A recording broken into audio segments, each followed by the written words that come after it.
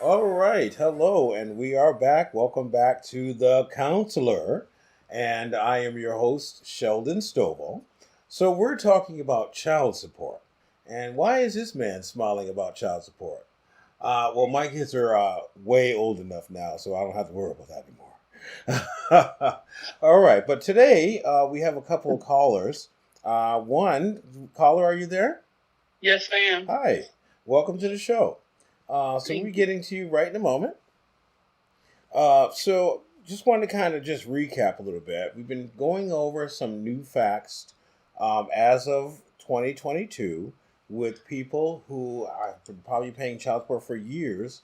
And we just kind of been giving you some pointers and some updates on what you need to know and some of the things that we're too lazy to do as men and as women that are paying child support, like refiling and making sure that things are okay. All right, so before we get to the caller, I have two questions I need to quickly answer. One of them was, how much allowance should I give my child? So, how much you should give your child is up to you. Now, I'm going to read you what Levine recommends, who's a writer. So, how much are you allowed to give? Levine recommends 50 cents to a dollar for every year of age. So, on a weekly basis, for example, a 10-year-old will receive $5 to $10 per week. So, as your child grows, you should so should his responsibility for his own or her own discretionary spending. So this probably was written back in I'll say 1850 because sneakers are $225 right now for school, and that's just the sneakers. So we're gonna at your discretion because you are a single parent. So it's important that yes, you start teaching your child young to be responsible and start learning the value of money if they are missing a custodial parent. But more importantly, if you are going to be giving your child, track it for a couple weeks, see what they're doing, and then that way use it as a teaching moment. All right? You're going to hear that a lot from us counselors. We always say that this is a teaching moment. All right, so the other question is, how much jail time do I get for child support? All right, so if you do not pay your child support frequently, though you might receive a felony charge on your record, if this happens, you can spend time in jail. Now, how much jail time do you get for non payment of child support? Child support jail sentences will make you serve less than 6 months, but some convictions can be up to 2 years. So, as there was a famous child support song about child support in the 90s, pay your child support, pay your child support. And if you're not paying it, as we mentioned the other day, it is not going to get any better. All right, so caller, I saw the email. You mentioned that you watched the show, so we appreciate it, and you subscribed. Hint, Yes. hint. We wanted to see, kind of find out what you want to kind of tell us. I know that you said you have a story about it, so can you please share with us what you wanted to say? Okay. First of all, I really enjoy your show, Thank you. and I feel that it's very informative and there's a lot of information that people out there need. Thank you. Um, but I was a little bit appalled at the first installment of the child support program because the money amounts that you threw out there seem to be ridiculous to Okay. me. All right. Even the minimum of 430. Okay. Now, I myself have two children, and I actually got to go to court with their father when I still had just the one. And what I told the judge was because he, works under the table and, does odd jobs and whatnot, I don't think it's unreasonable for me to get $50 a week, Correct. right? So I did actually get the judgment on paper. And fast forward almost 10 years, I have received about $100 in Oh 10 my. years. Oh my. And just, I believe he's tried to go get the support order lower than $200. Now, that was for one child. And after that, he fathered another child with me. Okay. Um, so And that was one thing that I can't even believe that women are receiving so much money. And then the other thing that was like personally offensive to me was that there actually exists women that make a business out of this. Correct. That's prostitution. Oh. Okay. Listen, first of all, the expenses involved in having a child, when it comes to like just going in the hospital having a child, is about $10,000. It's true. Right? That is and true. And you factor in a lifetime of clothing, food, support, medical costs, college education. If you think this is a way to get over, you're an idiot. It don't even make no sense for somebody to be cranking out babies like a puppy mill. It's like, what? And kicking the kid out when they turn 18? Yes. I mean, you have to be some kind of stone cold, heartless bee to put your kid out because the money dried up. Say it. Yes. It doesn't even add up. It doesn't. For somebody to think that this is a viable form of employment. It's the truth. And what would you say to these women who are doing this, though? Because these people don't get addressed because they already have the advantage. According to some of my clients, some of the guys that we talk to in groups, what would you say to them? Because to them, they have an advantage right now. Listen, I would tell these girls they need Jesus because what they're doing is ridiculous. First of all, you sitting up here having unprotected sex. Correct. With these dudes. Yes. And there's no standing commitment, obviously, because they just trying to catch a victim. Yep. So they purposely haven't. You can catch something you can't get rid of that ain't a kid. That's right. It just. Come on, go to college, get a job. Yes, exactly. You know, I mean, I started off shady. I'm not even gonna lie to you. When I first got involved with my kid's father, I was a hustler. Okay. And I felt that in my ego, because I had a stream of income that was seemingly limitless at the time, that, you know what I'm saying, I could have a kid and take care of a kid, and, you know, it's like, you know, whatever.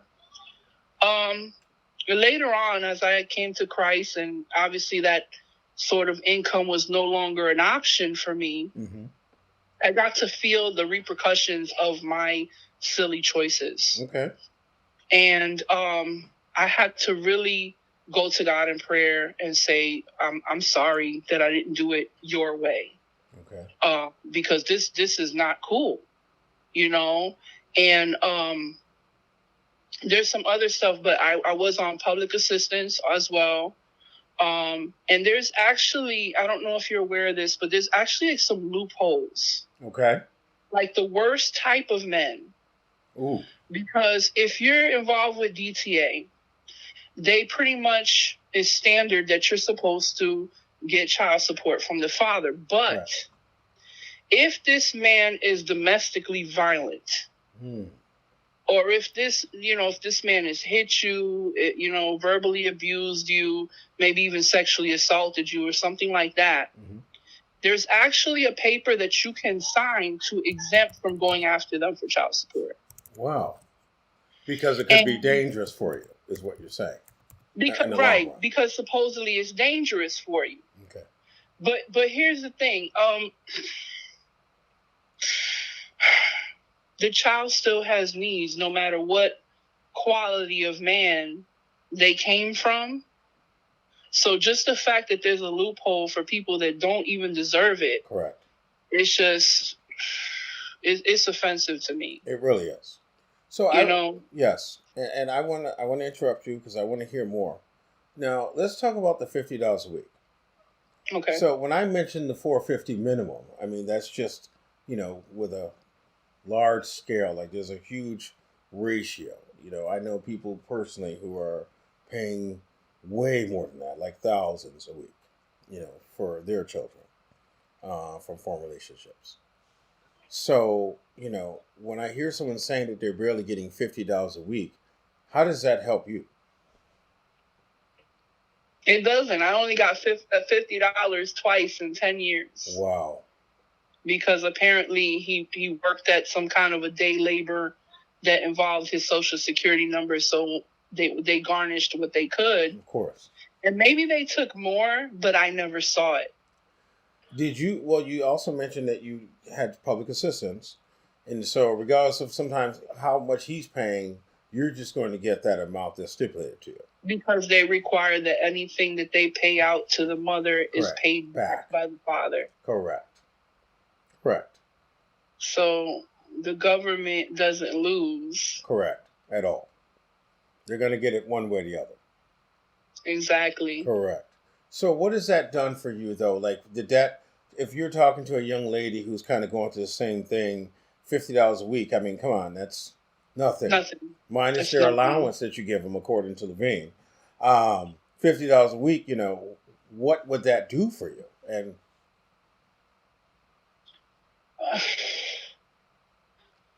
a pair of shoes, maybe. Huh. Yeah. Well, maybe like not them $225 sneakers, definitely not. But you know what? God's always blessed my kids so that stuff comes from north, south, east, and west. Nice. When my son was not even born yet, this lady presented me with like 30 pairs of baby shoes, like Nikes and all kind of stuff. And that was amazing. Nice. But that doesn't happen to everybody. Correct. Correct. So I would tell these young women out here, listen, you got to be more discerning in your choices and stuff. Like when I was hearing about these women, making business out of this and stuff, I'm like, well, golly gee, I did this the wrong way. I'm thinking, you got to fall in love with somebody. And in the course of expressing that love, even if it's with the wrong person, babies come about. And these ladies are going out and planning to do it. You went the old direction. Bananas. You went the old way. This is 2022 now. Right. That doesn't go on anymore. It's crazy. It's crazy because, no, that's not God's order, first of all. Amen. And even if you ain't thinking about God, that's just not smart. It's not. Ultimately. It's not, because then you stuck with a responsibility, you know what I'm saying? And it's unfortunately mostly minorities. Okay. Hispanic people of color. Yes. That end up in these fatherless households. It's a perpetual cycle, and the sons don't know how to be a man because nobody taught them. Correct. You can't listen. I have issue with people that say I was the mother and the father. No, sister girl, you can be the best mom in the whole wide world, but you can't be the father. Ooh. You can't even teach your son how to pee standing up. So for you to say you're the mother and the father, no, you can't be, no matter how hard you try. Correct. But you know what? If you look in the right places, God will put good examples of upstanding men in your children's path so that they know what kind of man they want to be. That's right. I agree. There's when I was asked by a therapy place what kind of counselor I wanted for my sons, I said, black man. Ooh, okay. I said, because nobody's going to be able to give them that experience but another black man. My sons can't identify with a Caucasian man. Okay. So I need somebody that's going to give them the realness of being a black man in America. Uh-oh. So then when you seen the black man as a counselor on TV, is that the first thought that popped in your head? And it was unfortunate that I had, I mean, that's why I think it's important what you're doing, out here reaching people. Thank you. Yes. Because what the first thing this agency told me was, we don't have any. That's right. We don't have any black men counselors. You're absolutely right. Where are the black men counselors? So I'm going to say this to you. When I was in college, starting in my undergrad, I was the only African-American man in my classes, all of them. Wow. One other brother came in probably like the second semester I was there. And I was, oh, great. Somebody else is in here. He's like, yeah, I'm leaving. I'm dropping this. And guess what his reason why was? His reason behind it. It was too many papers to write. So, yeah. And so it was sad because he left. But yes, so from the moment I walked into undergrad, which I got my bachelor's, and then I went to graduate studies, there was no other black men in my classes. Yes, except for my last year. Yes. It is. It's really difficult. And I would encourage more black men, ethnic men, Hispanic men, Asian men. You know, culturally, you're needed. You're absolutely right, caller. Culturally, we're needed. It's very hard for a child of color to listen to someone, you know, even though he might be a man, but, you know, not recognizing, you know, or being familiar with that person. That could be difficult to listen to. So, because the child may not know if you understand them. But for the record, we do take what we call culture diversity courses. So we do, all of us kind of get a good understanding of cultures in general. Nice. So thank you for that. So another thing, quickly, you brought up about being a business prostitution. You know, so that didn't really come across my mind, so I had to kind of write that down. Do you think it is prostitution? And if it is, why is the courts, is our court systems so overwhelmed and overloaded that they're not taking the time to consider this? I think there's not really per se something you can do other than, I mean, what could you do? Forcibly sterilize somebody? It's such an intimate, personal thing. Correct. To have a child. Correct. And how can you go forth in there and try to mandate or try to mitigate these women that are making these erroneous choices? Correct. It's a very tricky place. It really is. I heard of once upon a time, I heard of a program that was offering women that were hooked on crack cocaine a dollar amount to have themselves voluntarily operated on to not have any more crack babies. Wow. And a lot of women actually did do it because they wanted to get more drugs, and $400 or $500 sounded like a mint. That's money right there. You know. And as a former hustler, you would know that. When these women are thinking about, they got dollar signs and stars in their eyes, and they thinking about 18 years worth of income. I mean, their mental health needs to be addressed. Correct. Because something's got to be wrong with you mentally when your aspiration is to sit here and be a perpetual baby mama. Correct. That's sick. It really is. Your aspiration should be to be a woman with a career. Amen. You're right. Life. You're right. You know, and a person making social change in your community for the better. Not to just crank out a bunch of kids. And then if it's all about the money, these children are not receiving the emotional nourishment that they need. Correct. Because they're basically a pawn in some sick game in order to them to profit from. Amen. So you're right. Bring off of somebody's life. Correct. And so I'm going to ask you, I need to take a quick break in a moment. But I would like you to stay with me for another segment because, so you're hitting on something. This is why this show is here. This is why I am being present at the moment. Because these things need to be addressed. It's been going on far too long. Okay? It's a cycle that's continuing over and over and over again. And as I mentioned earlier in my segment, the older are not teaching the young. You know, they suffered, and so they're going to allow us to suffer the same fate. So we're going to be right back. We're going to stay with the call if you don't mind staying with me.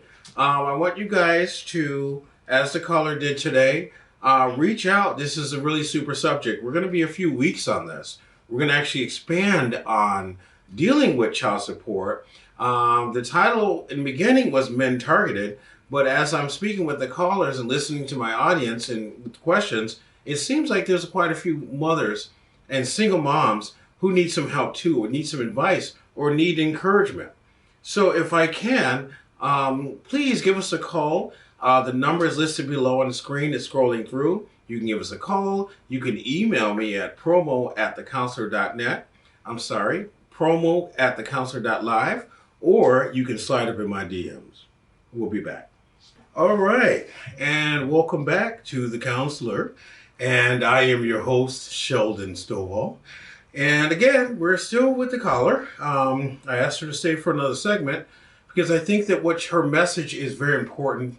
And it's more important that you guys take some time, pick up the phone, give us a call, even if you don't want to tell your story.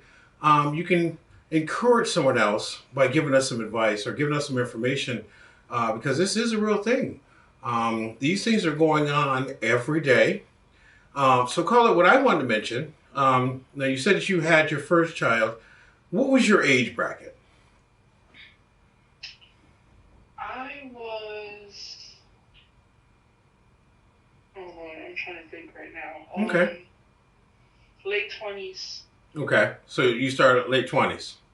Yeah. So were you planning to have a family with this person, or what was your thought about it? Like, where were you going? Like, when you got pregnant, or? I was very much in love with this man. Okay. So much that I felt like he hung the moon. Like, I was young, and he's actually about 20 years older than me. Okay. So maybe that was part of the dynamic. I figured that because he was older that he would have good sense. Okay. I was wrong on that assumption. But I want to go back a little bit and say I do have an older child before the two younger children. Okay. But that was from a different relationship, and that relationship was over. How old were you with the older child? I was 19. Okay.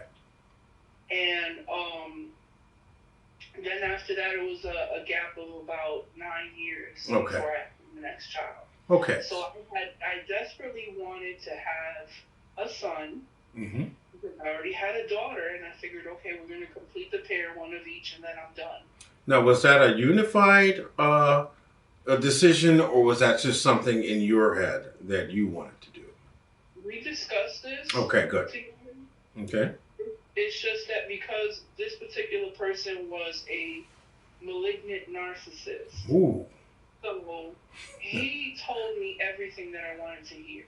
Okay. He told me he loved me. He told me I was beautiful. He told me all those wonderful things that women want to hear that just, eats up their mind or whatever, their good sense. And he told me that he wasn't seeing anyone else. I was the only one. So it came to a point where I said, we were already very sexually active, and I said, I want to have a son, and you're going to be the one to give him to me. Okay. I want him to have your eyes, your features, your this, your that, your strength, because he's a military man, so he had a particular kind of DNA that I was interested in, a warrior. Okay. The Counselor.